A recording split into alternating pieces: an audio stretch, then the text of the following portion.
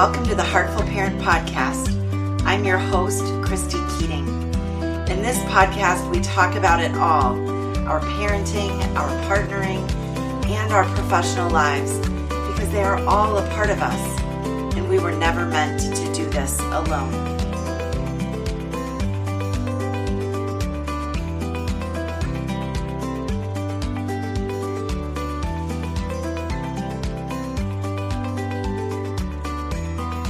Hey, Heartful Parent Podcast listeners. Welcome back to another episode of the Heartful Parent Podcast.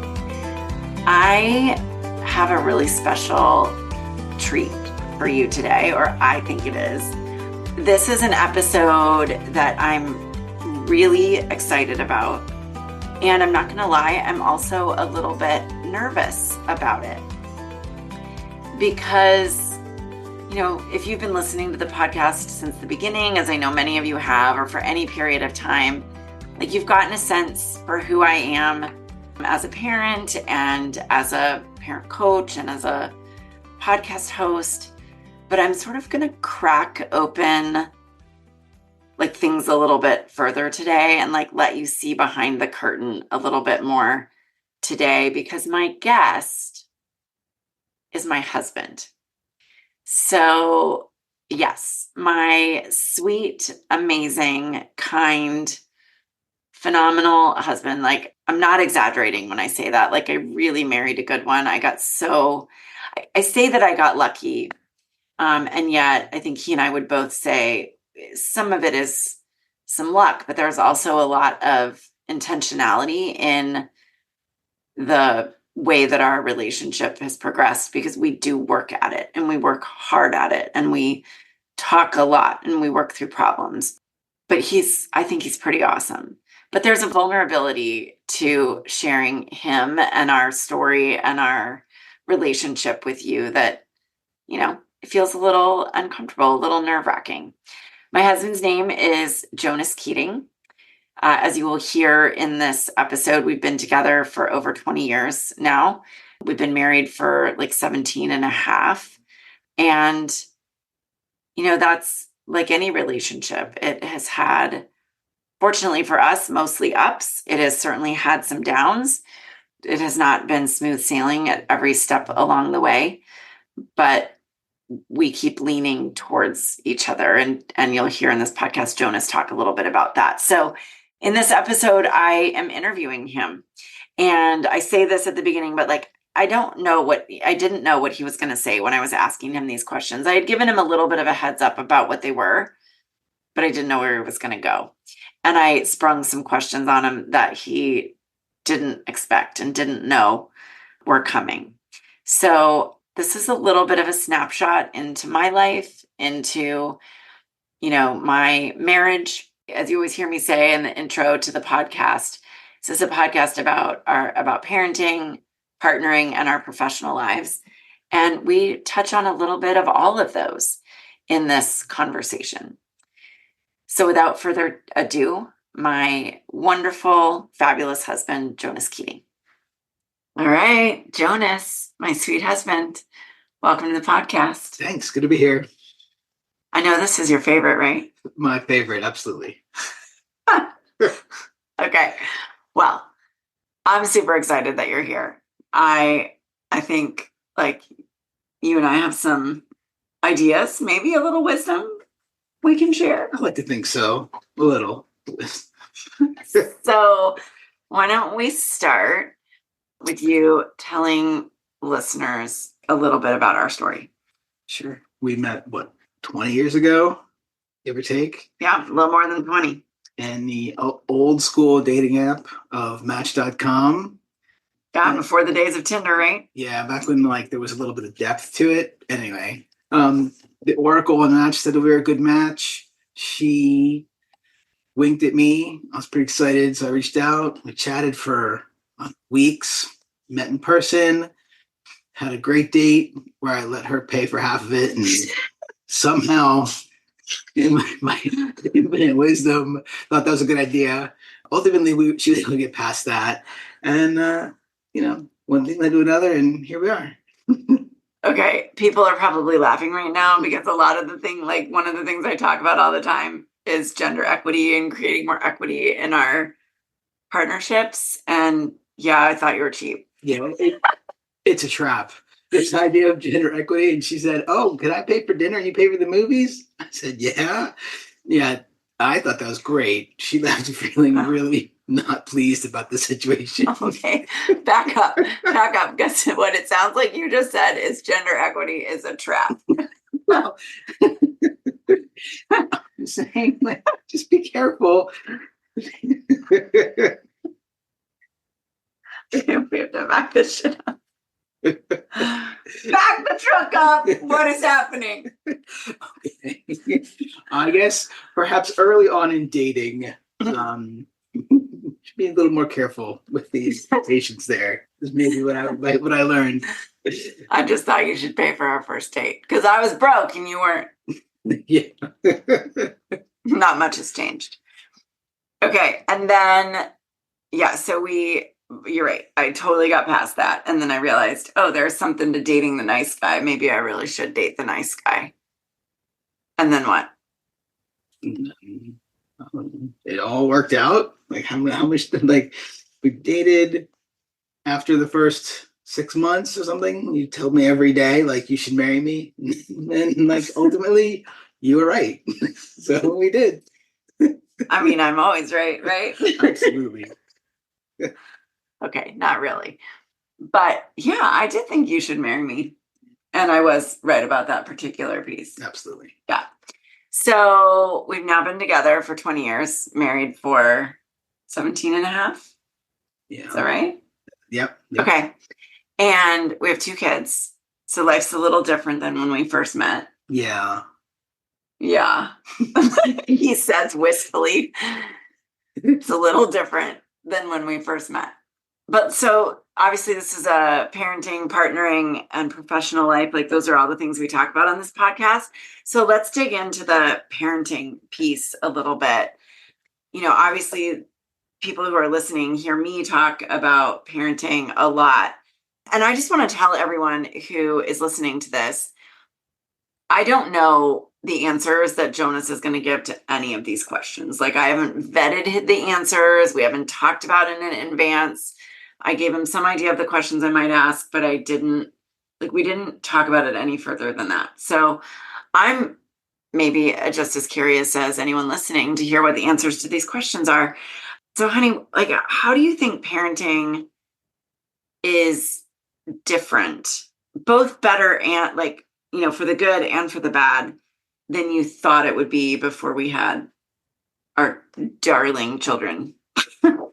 It's hard to know. It's hard to remember exactly what I thought it was going to be like, but I do remember being scared, like really scared. Like, what have I got myself into? And before we met, I didn't think I was ever going to, find love or get married or whatever. And then that came along and it just felt so wonderful and like so effortless. And we had a lot of like good times. And kids, I wouldn't say it's effortless, but I would say that it's rewarding. So how is it different than what I expected? I think it's become more natural, maybe. It felt more, kind of comes more naturally after a while. And I say sometimes at work, like I think I'm a better manager now than I was before I was a parent. And it's something about growing into it and naturally feeling more in touch with and more responsible for little people around you and helping them be the best they can be. I totally agree with that. I mean, I'm not a manager at work. Well, I guess I am in a sense as the owner of the Heartful Parent Collective, but I have only a handful of people that work with me or for me, and you've got a lot more than that. So it's always interesting to hear you talk about how parenting has made you better at that job. As you said, parenting is not easy or effortless like it might have felt like before we had kids. But what do you think it is that makes our family work well? And I guess there's an assumption in that question that our family works well. So if you agree with that assumption, what do you think it is? Like what's the magic sauce that makes us tick? I think And I don't think that we're perfect, but I think what makes us work, one of the things is that we are in it together. And so something that it was important when we were a couple, but is equally important as a family unit, is that the dynamic is you as a team against the problem. And so I always like try to think about that, and that when life throws things your way, as inevitably does, like remember and try to make sure that you're on the same team against the problem and not against each other. And it's equally true with kids too. They're having struggles, whatever that might be in school or something. And then really, especially at the end of the teenage years, trying to get it instead of the dynamic so that it's you and your kid against the problem. Maybe it's not getting homework done or something. And as you have those hard conversations, try to set it up so that you're the team. I think that's something I feel like I have learned from you. I want to give full credit where credit is due. And you have definitely made me a better communicator. And the better communication has made it easier to have it be us against the problem instead of like the problem in between us, causing a battle. That being said, I think one of the questions that people ask both of us, and I think you get asked this sometimes. I know I've had people reach out to me saying they want to know about this, which is, what is it like? I wasn't always a parent coach. Obviously, when we met, I wasn't a parent coach. So what is it like being married to someone who works in the parenting space as a coach? And I mean, maybe arguably has some degree of expertise, although I always shy away from that word. The vast majority of it's amazing. Like it's great because it you can help me be a better dad. I think I've had the natural inclination and I want to do it well. And I had, reasonably good role models compared to a lot of people growing up. And so I think I have good intuition and would be doing okay.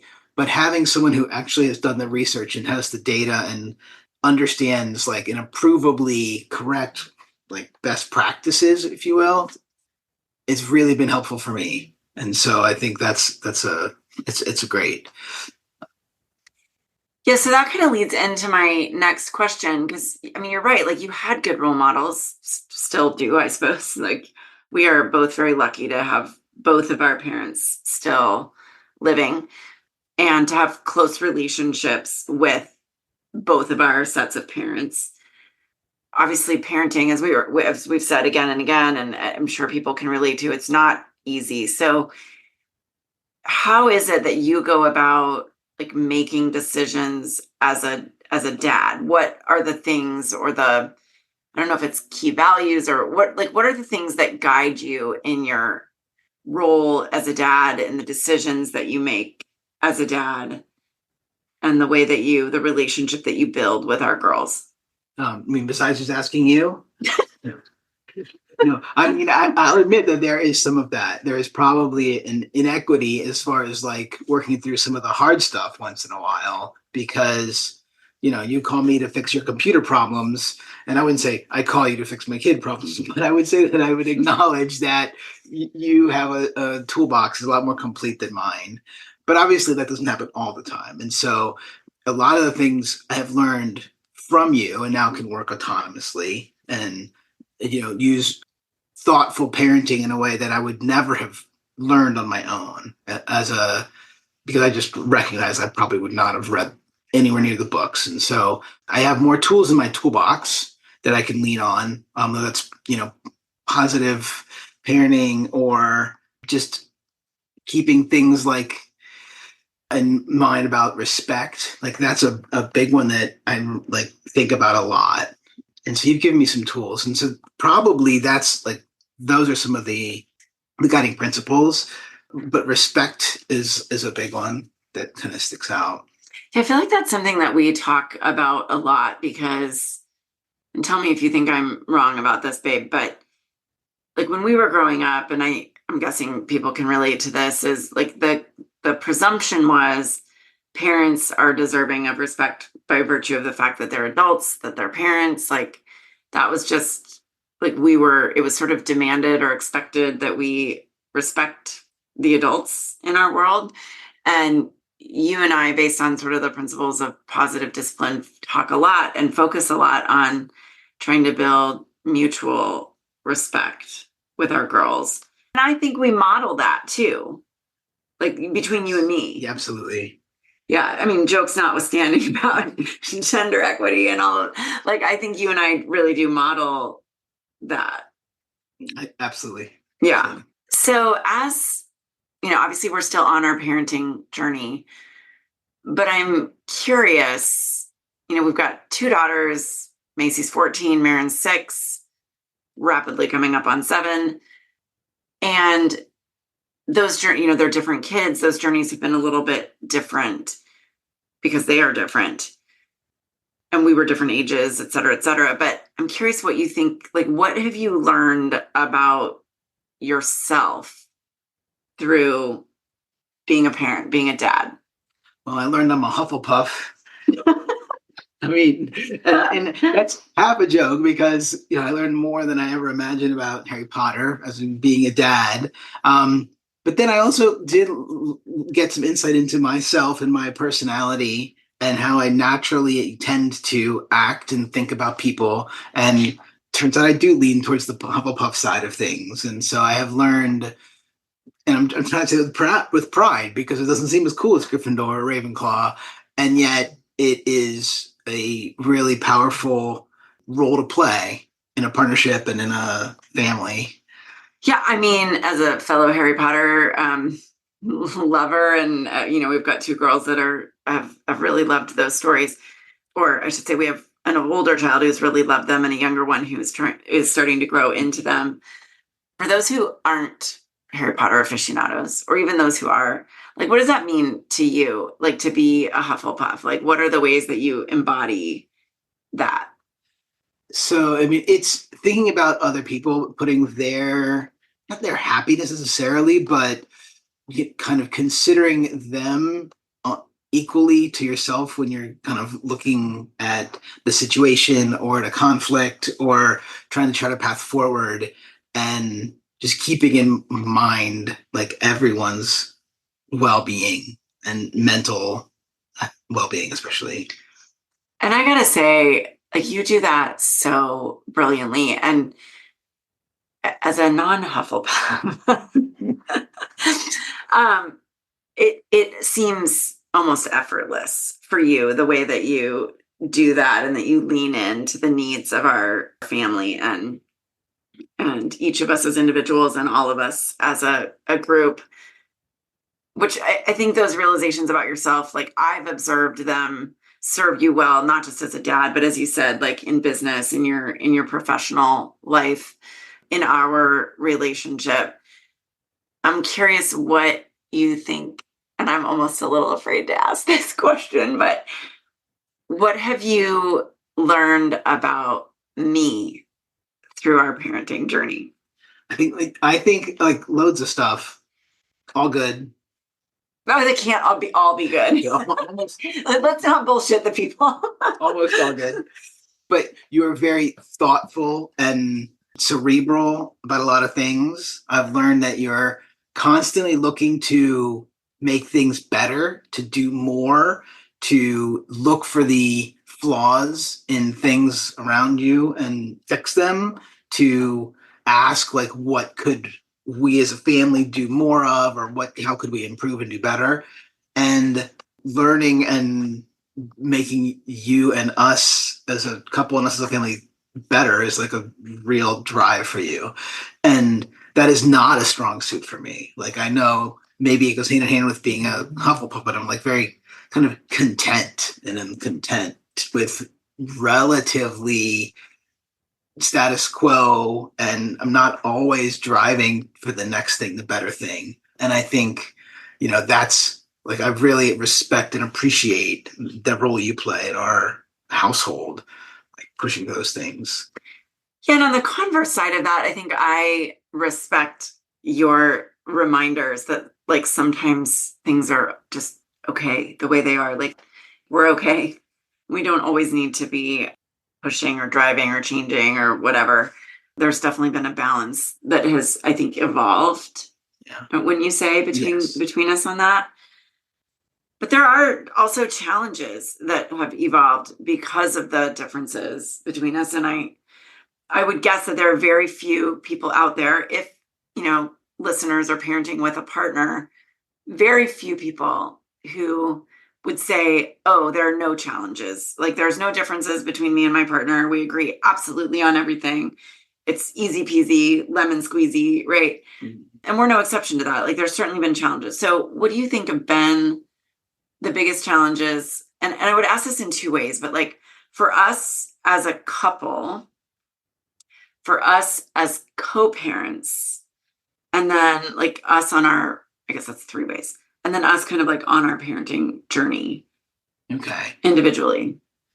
So I'm going to tease apart those three. Us as a couple, probably like one of the challenges we have, and it stems from exactly this thing, is that you'll have often we'll have some ideas about things that we should do or change or like pushing us to do something. And sometimes like I'm just not that into it. And I'll go along with it because I'm a Hufflepuff and that matters to me. But I'm not always thrilled about the things. And then okay, wait, give your favorite example of this. Well, the best example is chickens. So I come home from work one day and I don't know, you're sitting on the bed and somehow you're like, we should get chickens. And I don't remember if I stalled and like staved it off for some amount of time, but I caved, and that was a terrible, terrible idea. It wasn't a terrible. Okay. For the record, everyone, I loved the chickens. They were awesome. We had 6 chickens. So, and I think in theory they were really awesome, but in practice, it turns out they're very loud, they're very dirty, they poop on everything, they destroy all the plants, and they're very cute. And they're cute and they're fluffy and the eggs were amazing, but then you got to clean the chicken yard, like chicken coop. And like, long story short, like we didn't get rid of the chickens, but after they eventually, passed away of natural causes over the following years, like we sure as hell didn't replace them. Yeah, that was a hard no on your part after that. It was. And I really loved them, and I still miss my chickens. Yeah, I know, Flossie and Bossy and the rest of the crew. Okay, so yes, there have been some ideas that I have had that you have not always embraced. So that's been a challenge. Now, also these ideas are often phenomenal. You're like, let's buy a trailer, and like it turns out was an excellent idea. Or let's actually plan a vacation over spring break instead of like not plan anything and then have nothing to do for a week, which is what would have happened if I was in charge. So like, there's a huge upside too, and it works really well.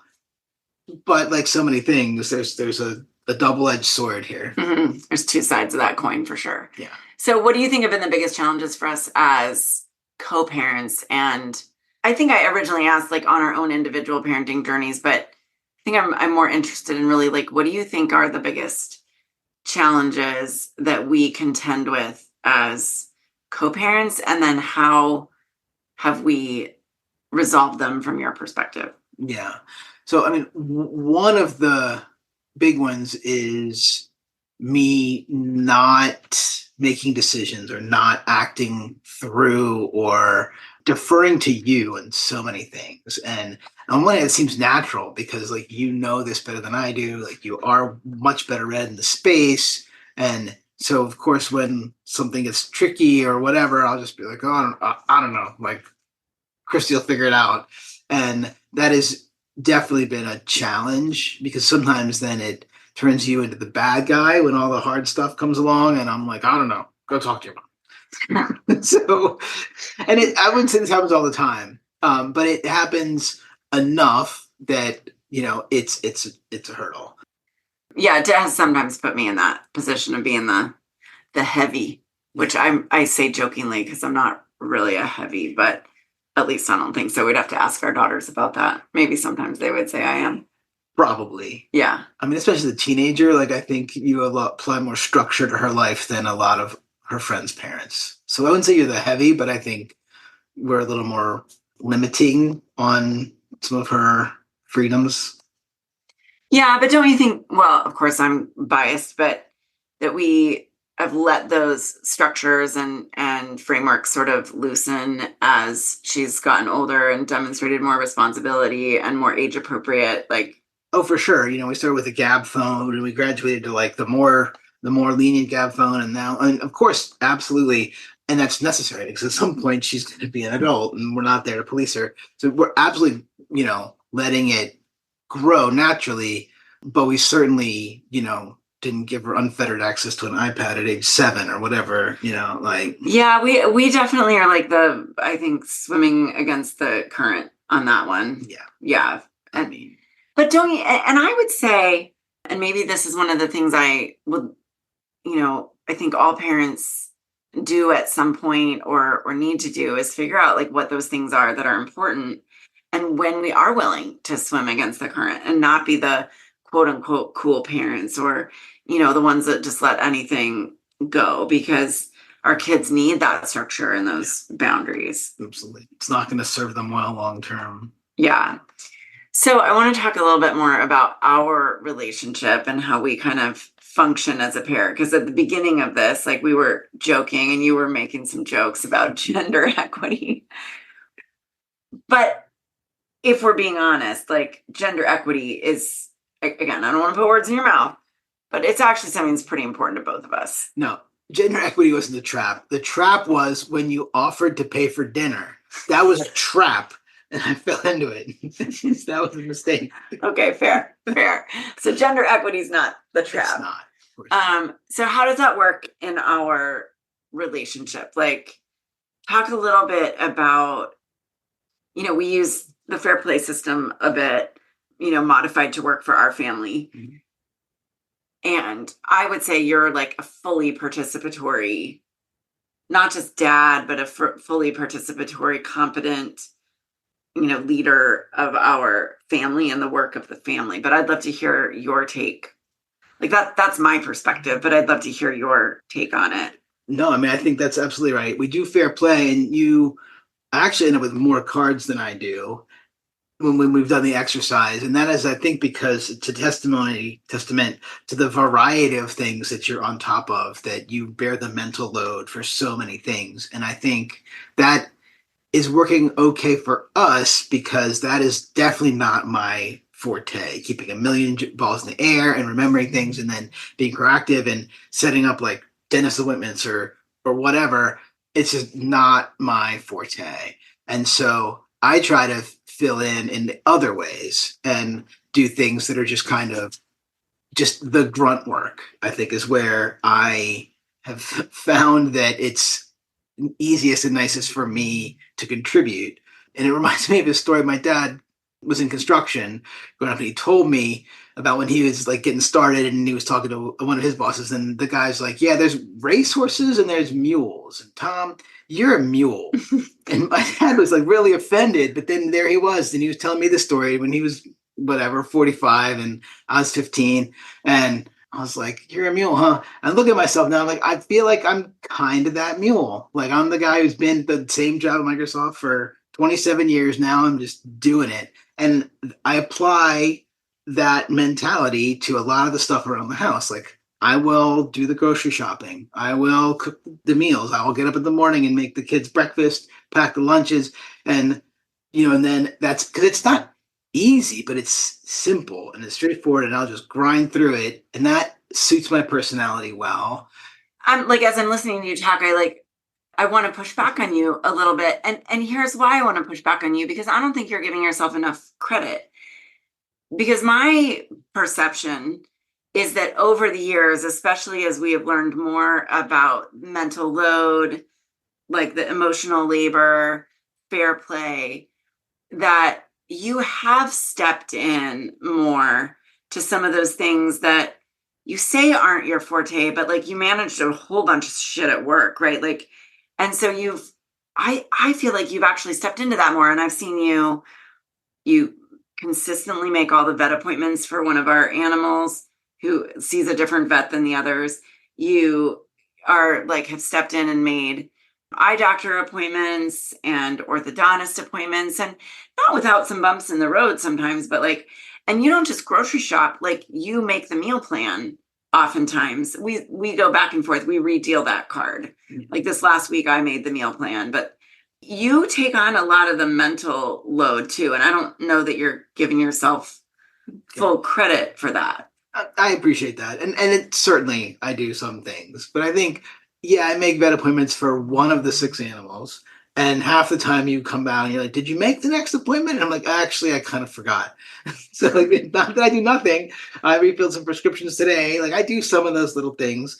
But by and large, I have found it works for me to like grind out take out the trash, that type of deal. Yeah, I would say that's probably a work still in progress for us, because for those who are familiar with Fair Play, there are, of the 100 cards of Fair Play, there are like 20 daily grind tasks. And you and I do divide those fairly equitably. And you, like, as you said, like the trash is all you. Meal planning, like kids' lunches is all you. Like you figure it out. I don't even expend any mental energy on those things because you do it, which is immensely helpful. But I think you're right. Like it's still a work in progress, and you and I are still learning, and we're still sort of like many couples battling some of those gender norms and cultural norms and finding our own way through that works for us. Yeah. But it works pretty well. It works really well. Yeah. Okay, I'm curious. Obviously you have been huge supporter of my business. And I want to say from the outset, like I don't know if I've shared this story before, but when I was working at the prosecutor's office, and there was one day where I had been talking and thinking about leaving for some time. And there was a day when I just kind of like had a flash of clarity and realized I was done. I was done with that job and that work for a whole variety of reasons. And I called you up and I said, I just drafted my letter of resignation and I'm going to quit. And you were like, whoa. Like, let's back it up. And it wasn't that we had never talked about it at all, but you were like, you were really worried that I was going to miss that work deeply, that it was such a big part of my identity. But we talked about it. I think the next day or a couple of days later, I did, in fact, submit my letter of resignation. And you have been like a steadfast, unwavering supporter of the Heartful Parent Collective from the word go, even when I've been like, I'm quitting. I can't do this. It's too hard. But I didn't consult you on the name of the business. There's a lot of things like we don't talk about because, right, that's my baby. But I'm curious, like from your perspective, what does heartful parenting mean? What does it mean to be a heartful parent? So I think it means like being present and connected and knowing that, or believing and acting in the best interest of each other and in the whole. And, back to that teamwork thing, right? And so, but about, connection and trust and respect and love. And that's like the critical element to, the heartful parenting, in my opinion. Yeah, I love that.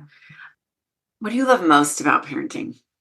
To me, it's the little moments. And it's funny. Like I think about this to a story or a moment where our first daughter was born, and she'd just been born, and we were in the throes of that first week or 2 weeks, and I was talking to my brother on the phone, who actually had a kid, had a son a year before us, and he like asked me, he goes, so what's your favorite part right now? And I had to stop and think, and it was like really helpful because it made me pause for a second, just drowning in this whole new baby thing, and like take a step back and try to think about like what was cool about it. And so even now, like sometimes I'll take a step back and I'll say, what's cool right now? And like the other day was the picture of Marin, like warmed my heart, or like the fact that she wanted us to set up a New Year's revolution so that we could sit together on the couch every. Wait, resolution? Or she Well, called it a revolution? A revolution. She did. This Yes. was her idea. I forgot that. We'll make a revolution so we sit on the couch and read together. And then the other day, she, turned sideways and leaned up against me, and we were both reading books. And like those moments, I think, are like what I appreciate the most. I've never heard you tell that story about your brother. I didn't know he asked you that question. Yeah. Go, Matt. Good job. Good job, Maddie.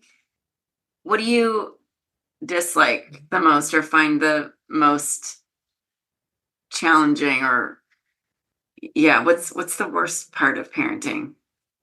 I think it takes a lot. It takes a lot of time. It takes energy, and sometimes it's a lot. Sometimes it's a lot to like get up and make breakfast and lunch, and then work all day and come back and like make dinner and just like get through the day. Sometimes it just feels like a lot. Yeah. I would wager there's not a single parent listening to this that can't relate to that. Like the sometimes what feels like drudgery a little bit. What is the best advice you think you've ever been given on parenting, and who gave it to you? It's hard to boil it down. Probably like we kind of already touched it, but probably it's the respect thing. And I think that's critical, because if you're a team, whether you're a couple or you're a parent and kid, like you're a team and you've got to respect each other as people, and respect the opinions, respect the feelings, make everyone feel like they're seen, that they're validated. And I think that's probably like the most critical piece to a family. Yeah. What is one or two things that you wish every dad would lean into or understand about parenting and partnering? So I think it's a partnership. I think it's like, and I'm not trying to preach to the men and say do more, because that's not what I'm saying. But I am. It's a partnership, and like doing it, you're in it together. It's you against the problems. And I think that's probably the single biggest piece of advice that I would offer. You're a team, act like it, Yeah. Your team, act like it. I love that. Okay. I'm going to ask you one final question. And I'm giggling a little bit about this question because a few weeks ago, when I first sort of had the idea of having you on the podcast, and I was jotting down some thoughts on a piece of paper, our youngest daughter, Marin, like sat down next to me and was like, "What are you doing, Mama?" And she was kind of reading through my questions. And then she goes, "I need to add to those." Okay, she's 6. And she got out her pen after I was done writing down my notes. And this is what she wrote. Out of fairness, we can both answer this question to sort of honor and respect the fact that our child asked this. But she wrote, "What do you think you could do better?" It's a great question. It is a great question. And to be fair, I also was like, well, I don't know. What do you think we could do better? We'll perhaps have her on another episode to share her thoughts about that. I think her answer was more TV time. I think you're right. Yeah. But what do you think you could do better? And what do you think we could do better? I think I could be more present. Like there's oftentimes I am, but there's times when I'm not. And whether, I'm on my phone or not engaging, or, driving down the road with our older daughter, but not striking up conversations. Like I think I could be more present more often. It's probably something that I want to work on. And what do you think we could do better, like as a team or as partners? You can answer that either way or both ways. Hard to say. Hard to say. I think we could. Because we're so perfect enough. No.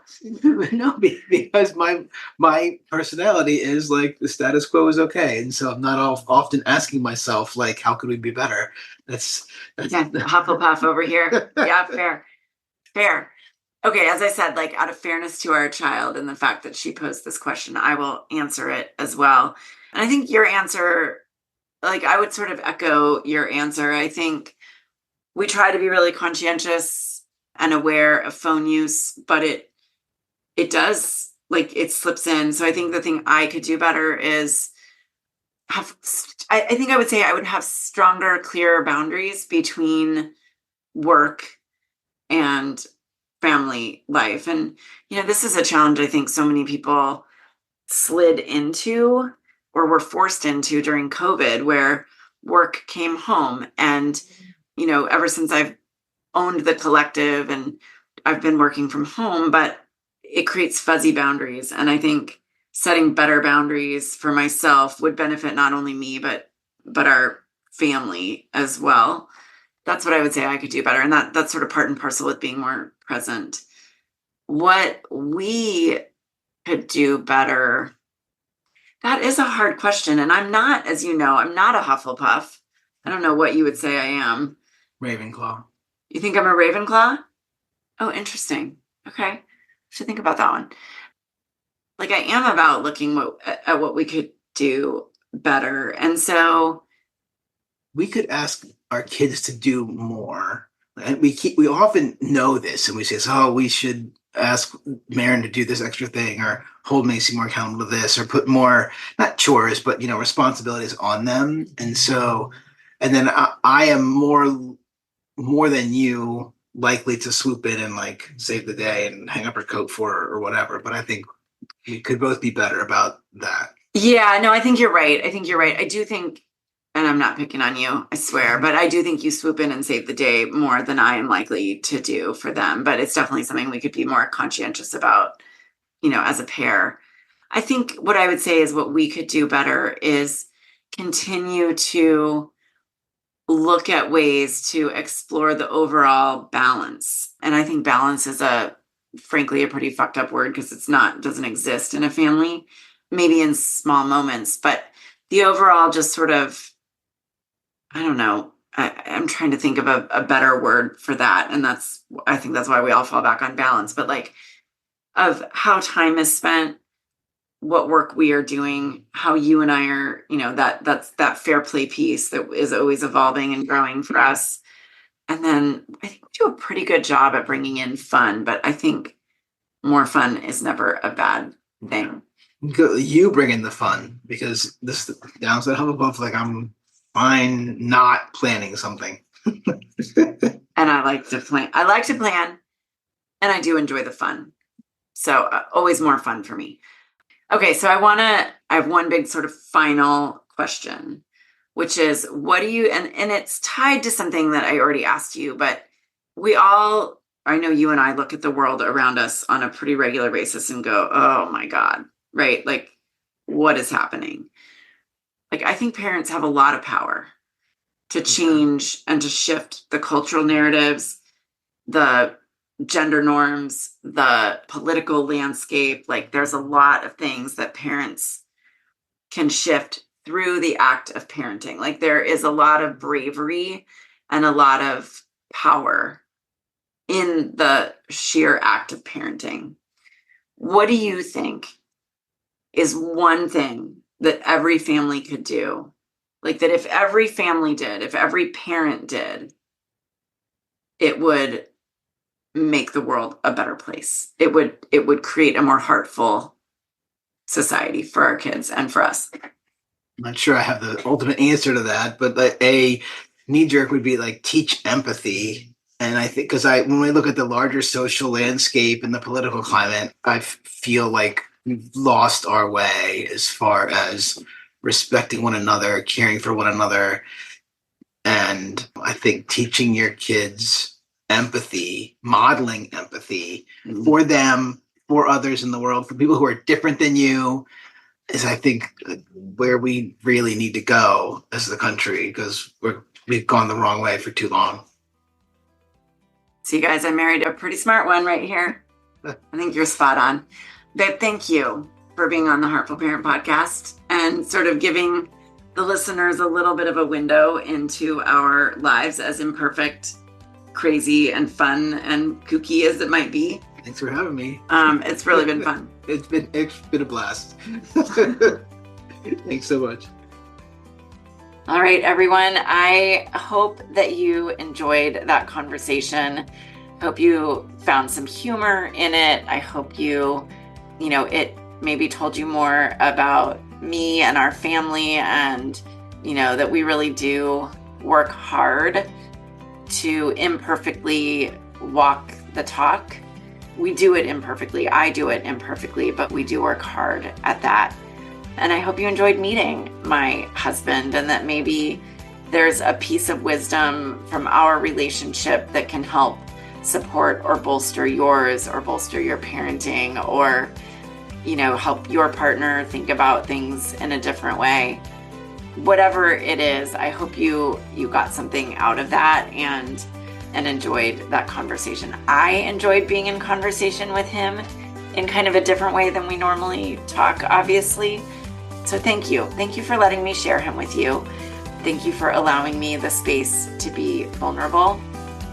And as always, if you need any support on your parenting journey, either alone or with your partner, I am here to support you in many different ways, through coaching, obviously through this podcast, through the Heartful Parent Academy, through lectures or workshops that I provide both online and in person, and I would welcome the opportunities to support you.